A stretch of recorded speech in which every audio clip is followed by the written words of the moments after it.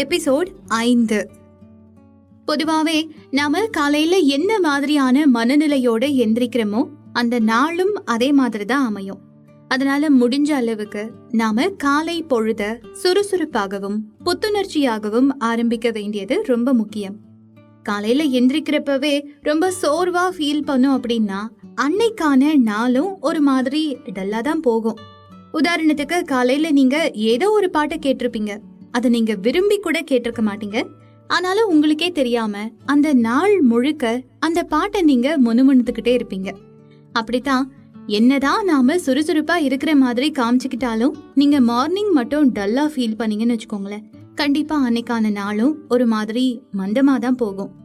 அப்போ எப்படி உற்சாகமா எந்திரிக்கிறது, அதுக்கு என்ன வழின்னு இப்ப நம்ம பார்க்கலாம். இதுக்கு சின்னதா ஒரு கேள்வியோட ஆரம்பிக்கலாம். நாளைக்கு உங்க வாழ்க்கையில முக்கியமான ஒரு விஷயம் நடக்க போகுதுன்னு வச்சுக்கோங்களேன். அப்ப உங்க மனச எப்படா நாளைக்கான நாள் வரும் அப்படின்னு தான் யோசிக்கும். சில சமயம் அதை நினைச்சே நம்மளால தூங்க முடியாது. என்னதான் தூங்கினாலும் அடுத்த நாள் காலையில உங்க உடம்பு சோர்வா இருந்தாலும் உங்க மனசு கண்டிப்பா ஆரோக்கியமா தான் இருக்கும். இதுவே அன்னைக்கு நீங்க ஒழுங்கா தூங்கி இருந்தா உங்க மனசு சந்தோஷப்படுற மாதிரி உங்க உடம்பும் உங்களுக்கு ஒத்துழைப்பு கொடுக்கும்.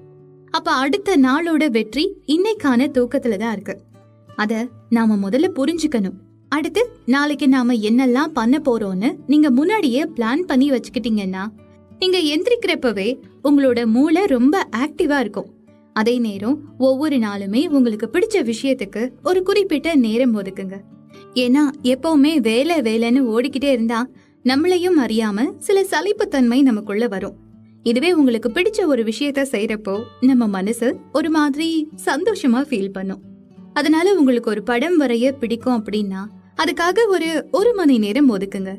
ஏன்னா அந்த ஒரு மணி நேரம் உங்களோட மீதி அத்தனை மன அழுத்தத்தையும் குறைச்சிடும்.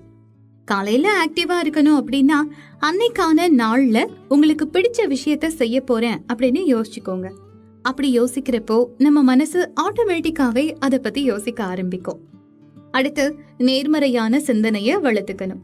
அதுக்கு காலையில எந்திரிச்சதும் சில நல்ல புத்தகங்களை படிக்கலாம், இல்லனா நல்ல சிந்தனைகளை கொடுக்கற மாதிரியான நிகழ்ச்சிகளை பார்க்கலாம். அதுவும் இல்லையா உங்க மனச உற்சாகமா வச்சுக்கிற மாதிரியான பாடல்களோட உங்க நாளை ஆரம்பிக்கலாம். ஏன்னா நாம வச்சிருக்கிற ரிங் டோனை வச்சு கூட நம்ம மனநிலைய சொல்ல முடியும். காலையில நாம பாக்குற சின்ன சின்ன விஷயங்கள் கூட நம்மளோட நாளையே ரொம்ப அழகானதா மாத்தலாம். எப்பவுமே வீட்டுக்குள்ளேயே இருக்கிறது கூட ஒரு மாதிரி ஸ்ட்ரெஸ்ஸா தான் இருக்கும். அப்ப காலையில எந்திரிச்சு வாக்கிங் ஜாக்கிங் போகலாம். அப்படி நாம 4 பேரை பாக்குறப்போ தானாவே சில விஷயங்களை நம்மளால கத்துக்க முடியும். அப்புறம் காலையிலேயே நியூஸ் பேப்பர் படிக்கிறது, இதெல்லாம் கூட ஒரு மாதிரியான நல்ல விஷயம்தான். இதெல்லாம் கூட நம்ம மனநிலைய உற்சாகமா மாத்துறதுக்கு ஹெல்ப் பண்ணும். அடுத்து போதுமான அளவு தூங்குறது எவ்வளவு முக்கியமோ அதே அளவுக்கு மீறி தூங்குறதும் ரொம்ப தப்பு. அப்போ காலையில சீக்கிரமா எந்திரிக்கிறது ரொம்ப நல்ல பழக்கம். அந்த பழக்கத்தை வழக்கமாக்கணும். காலையில கிடைக்கிற சூரிய ஒளி, காற்று, இதெல்லாமே நம்ம மனசுக்கும் உடம்புக்கும் ரொம்ப ரொம்ப நல்லது. அது போக உடற்பயிற்சி காலையில பண்றது இன்னும் நல்லது. அது உங்களோட சோர்வை நீக்கிறதுக்கு ஹெல்ப் பண்ணும். நீங்க காலையில சீக்கிரமா எந்திரிக்கணும் அப்படின்னு முடிவு பண்ணிட்டாலே ஆட்டோமேட்டிக்கா நாம நைட்டு சீக்கிரமாவே தூங்க போயிடுவோம். அடுத்து தினமும் அலாரம் செட் பண்ணி தான் எந்திரிக்கணும் அப்படின்னு அவசியம் கிடையாது. நம்ம மனசுல இத்தனை மணிக்கு நாம எந்திரிக்கணும் அப்படின்னு முடிவு பண்ணி படுத்தாலே அடுத்த நாள் ஆட்டோமேட்டிக்கா அந்த நேரத்துக்கு நமக்கு முழிப்பு வந்துடும். ஆனா இதெல்லாம் முதல் நாளே வராது. நீங்க தொடர்ந்து ஒரு 10 நாள் அலாரம் வச்சு 5 மணிக்கு எந்திரிக்கிறீங்கன்னு வச்சுக்கலாமே. அடுத்த நாள்ல இருந்து அலாரம் வைக்காமலேயே உங்களால எந்திரிக்க முடியும். அடுத்து நைட்டு சாப்பாடு எப்படி தூக்கத்துக்கு ரொம்ப முக்கியமோ அதே மாதிரி காலையில சுறுசுறுப்பா இருக்கிறதுக்கு காலையில ஆரோக்கியமா சாப்பிட வேண்டியது ரொம்ப ரொம்ப முக்கியம். நம்மள பல பேர் பண்ற தப்பு காலையில சாப்பாட்டை அவாய்ட் பண்றது. ஏன்னா காலையில லேட்டா எந்திரிக்கிறது தான் அதுக்கான முக்கியமான காரணம். அவசரமா ஸ்கூலுக்கோ இல்ல ஆபீஸ்க்கோ கிளம்புறதுனால காலையில சாப்பிடாமலேயே போயிடுவோம். ஆனா அது அந்த நாளை ரொம்ப மோசமானதா மாத்திரும். நாம மதியம் கூட சாப்பிடாம இருக்கலாம், ஆனா காலையில சாப்பாட்டை கண்டிப்பா நாம சாப்பிட்டே தான் ஆகணும்.